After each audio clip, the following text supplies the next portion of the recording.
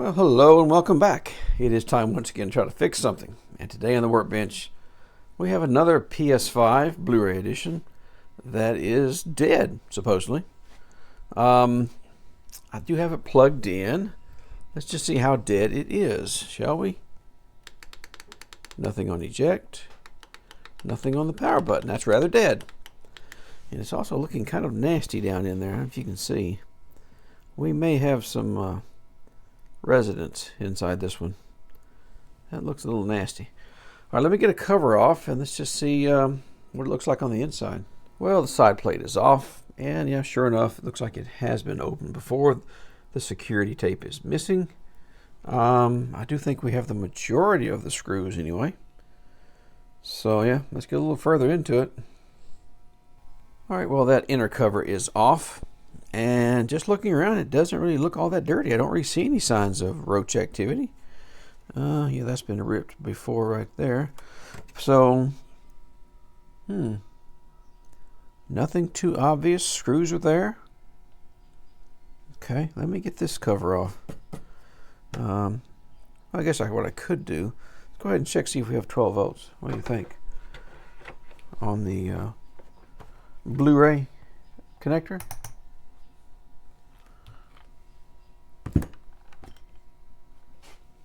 Let's see. Maybe we can do this with one hand. Ground, let's see. What do we have right here? Nothing. About right here. Nothing. I think I've got a good ground right here. I am plugged in. And we have no 12 volts. And no 5 volts. Well, it should be the 12 volts should be there, not the 5 volts right now. It's not powered on. Huh. So, do we have a short on one of those? 1.5 mega ohms. Ooh, 4.5 ohms. So yeah, I'm going to say we have a short on either the 12 or the 5. I'm guessing it's the 12. I can't remember if it's the bottom pin or the top. I never can remember. Yeah, but 5 ohms should not be on either one of them, and it's going to be lower than that because this thing has a good bit of resistance on the leads. Like if I short these leads out, yeah, we're getting 4.2 ohms just the leads shorted together on the chassis. So yeah, we have a short. All right, let me get this board on out. We'll get it inside, see if we can find that short. All right, well, the PCB is out, and I think we've found our problem. Yeah, that's a pretty big bang. So, we've had one of these. Well, what burned up there? I would think it'd be the MOSFET, but the MOSFETs are on the other side. It's almost like a capacitor self-destructed there. That looks pretty bad. Maybe we can get it inside and get it under the microscope and just see how bad it is. But that looks pretty bad. Well, we have made it inside to the workbench with this main board, an EDM10. So let's take a little closer look at it and see if we can figure out how bad this is going to be.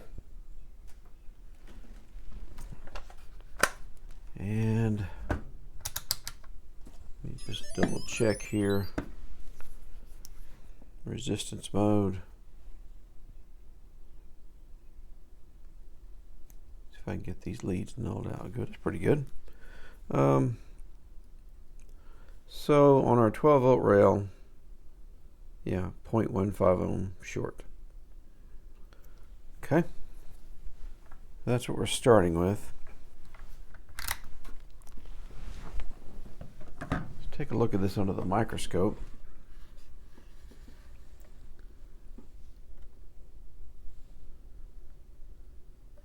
Yeah, that looks pretty bad. Is my light turned all the way up? Let me see. There we are. More light on there. So yeah.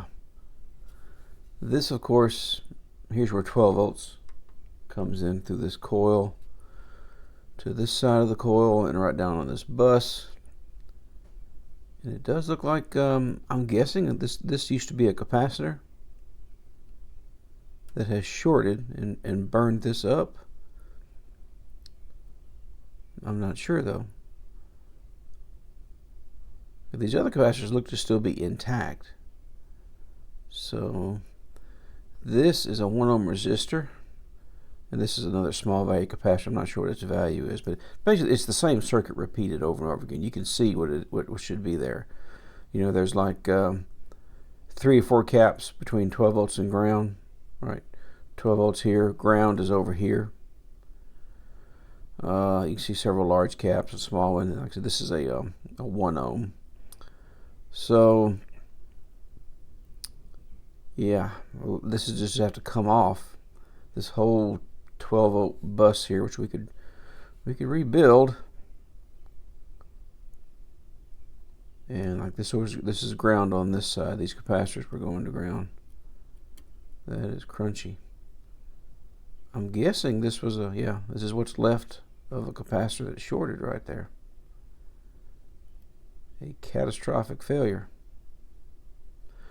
Let's get to cleaning some of this up and let's just see what it looks like underneath there.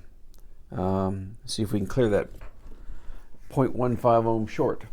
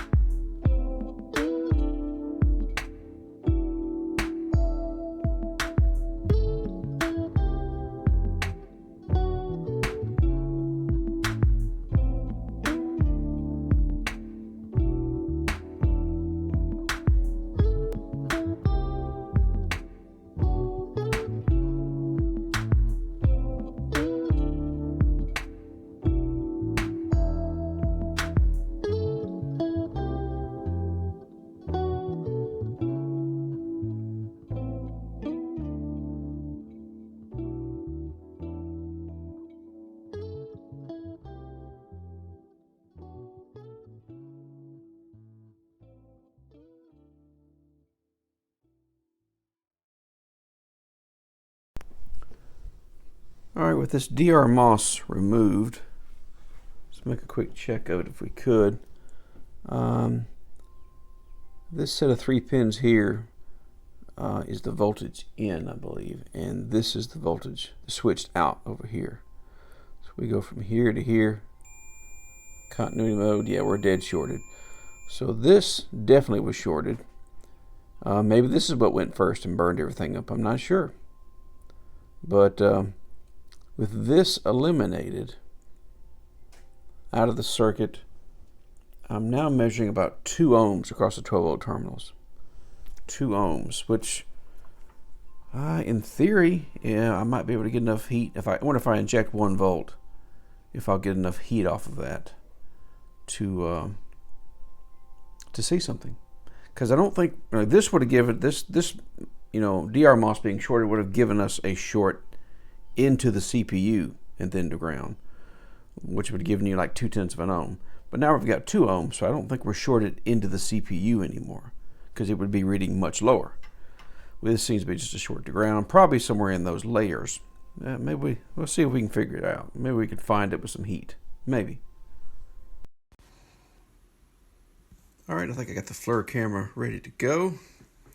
I'm going to inject 1 volt, 2 amps limited current. See what we get. Right, no surprise, right in the area where our burn up was.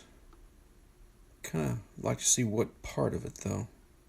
Almost looks like 2 places, the upper right and the lower left. So probably just that black carbon like stuff. I'm turning the power on and off, just kind of trying not to burn it up. Of course, it's only 577 milliamps of current flowing with 1 volt. So up in this corner and in that corner. Okay. It gives me an idea where I need to work. Okay. Well, after a lot of scraping and digging, I've finally been able to clear this short. If I can get in there, give you a good shot of it. It's rather ugly. I still got some coils lifted I got to put back down, but anyway, the short is gone. So let's hook up some 12 volts to this and see what it does now. Get our polarity right. Yes. And let's just see what it does here, if I can get that zoom back in. I'm using channel 2. And look at that, 300 milliamps and comes back down. Yes. So I think this board would try to turn on now. I don't know if it would actually turn on, but it would try. I'm missing, one of the DR MOS ICs from the other side. I need to replace that. And I've got a fair amount of reconstruction I need to do right in here. So some traces I need to remake. Luckily I've got, I can compare to other parts of the circuit, or I've got another board I can compare to. So, but yeah, we got some rebuilding to do, but I think this thing might yet live. Let me get to it.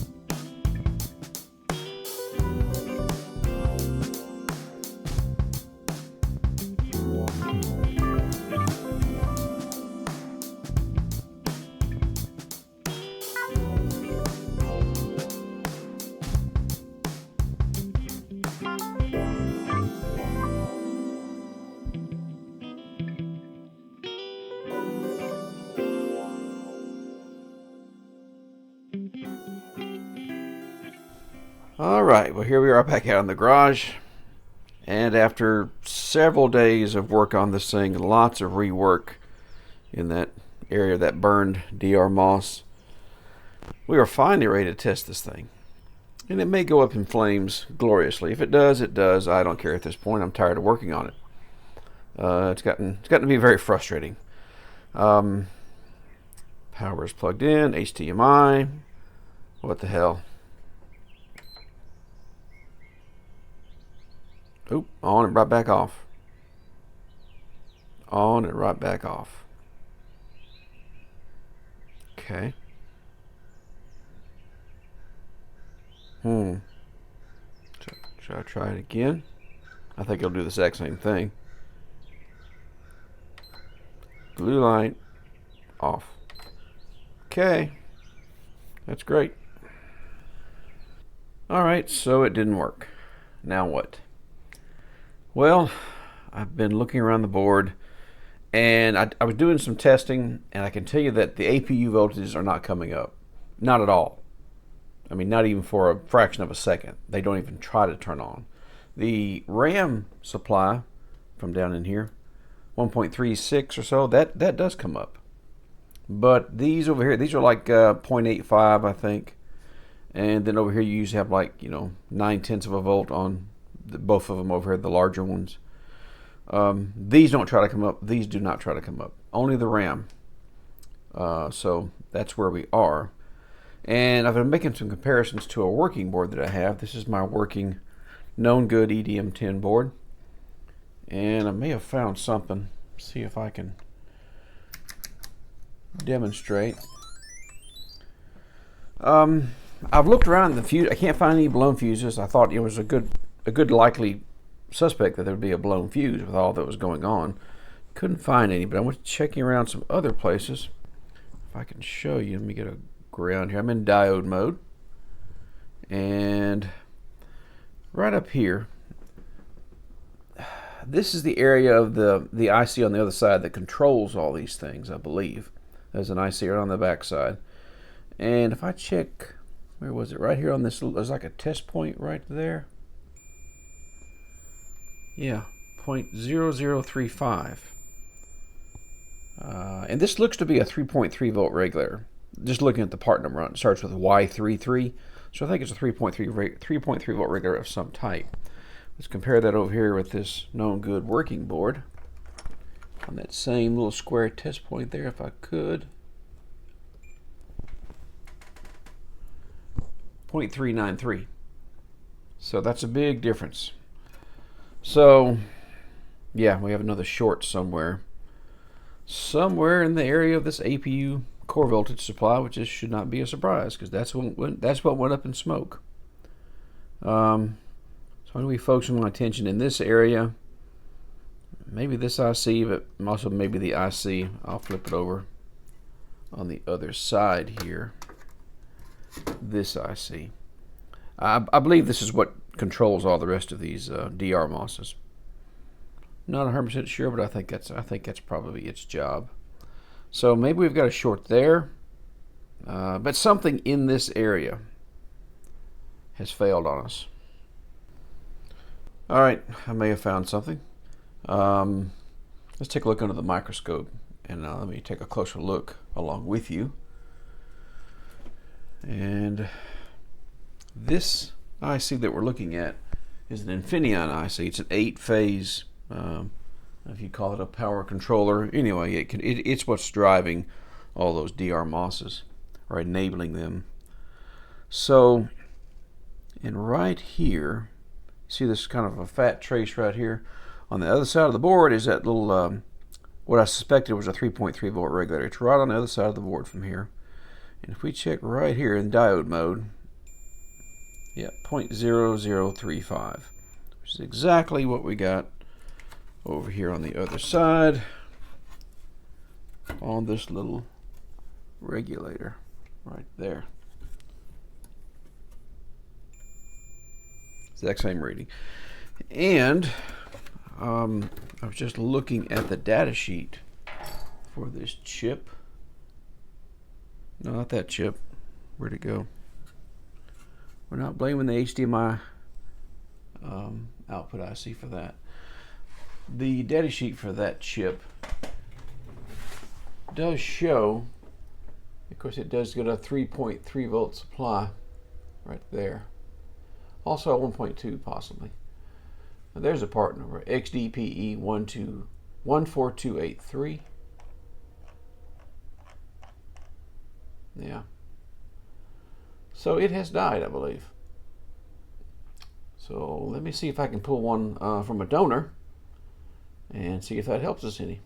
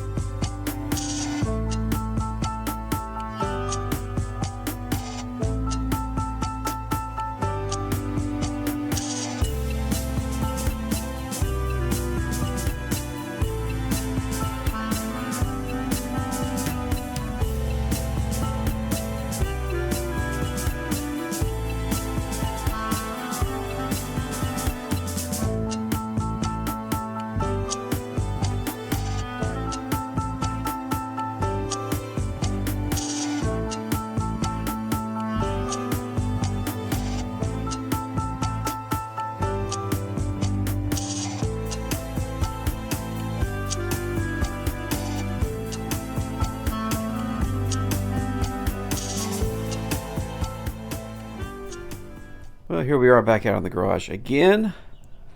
Our multi-phase controller, as it was called on the other side of the board right about in there, has been replaced. That short is gone on a 3.3 volt rail out of this little chip right over here. It's no longer shorted. Read like 0.39 in diode mode. So I think that problem is fixed. If there are no other problems, she should turn on. Let's see what happens.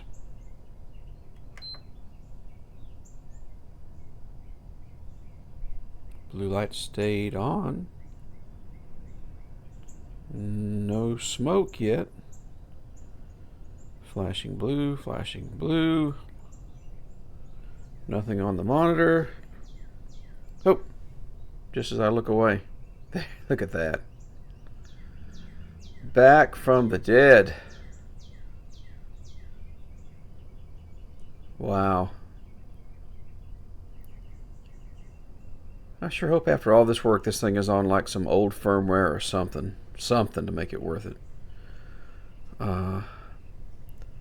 Okay, she's rebooting again after that storage check. She should come up and work. All right.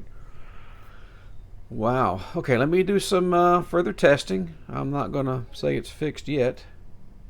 M2 wasn't removed. Okay, so they had an M2 in there and they took it out before they shipped it. Of course they did. Let me put it through some paces. Let's just see if we can make it catch on fire again. Hopefully not. But anyway, I'm going to test it before I, do anything more with it. I am going to have to do a lot more cleanup. There are things to be done. So let me do that. I have slipped it together just enough so I could get the Blu-ray drive hooked up and get the fan installed. No screws really installed. They're all still over there. So we're going to let it install Resident Evil 4. And let that run and see how she handles it. Well, Resident Evil 4 is installed and is running. I've just got a rubber band on the controller there to kind of let it stress it. See how it does. So I'm going to let that go for a while. Well, I came back outside to check on this console, and it has shut off. Shut off completely. It did not go to sleep. It shut off completely. No signs of life. So, what died this time? What died this time? I may have to give up on this one, but I am kind of curious as to what died this time. Did that the same DR MOS IC die, or was it something else? So let me go ahead and I'll take the board back out and let's just see if we can figure out what died this time. All right, let's take a quick look at this board and see if we can tell what has died. I have a feeling that I know what it is. Let's see if I can get, or make sure the meter's in the shot here. Let's just go to resistance mode.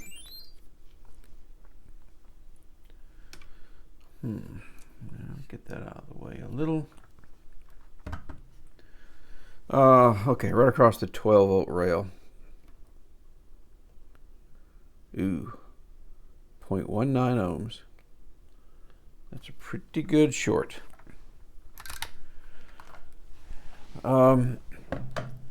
Let's look down in this where I worked on it with the microscope if we could. Where is the area of interest? There we are. There we are. Zoom down in this hole that I've been digging in. And yeah, it has burned in that area again. If you can see the charring on the wall of it there. Right in there. Right in there. Yep. So there's just, you know, the charring goes deep between the layers in there. And let's want to dig up this entire board. I mean, anyway, this is a I'm afraid a lost cause. It would never be reliable. It would never be reliable. So, unfortunately, at this point, I'm going to have to call it on this one and let it go. Yeah. Not a happy ending on this one, but that's the way it goes sometimes. That's the realities of life. Well, I hope you thought it was somewhat interesting, educational, entertaining, or any of the above. If you did, please give me a thumbs up. There it is. And I'll see you in that next repair, and hopefully we'll fix it next time. So long for now.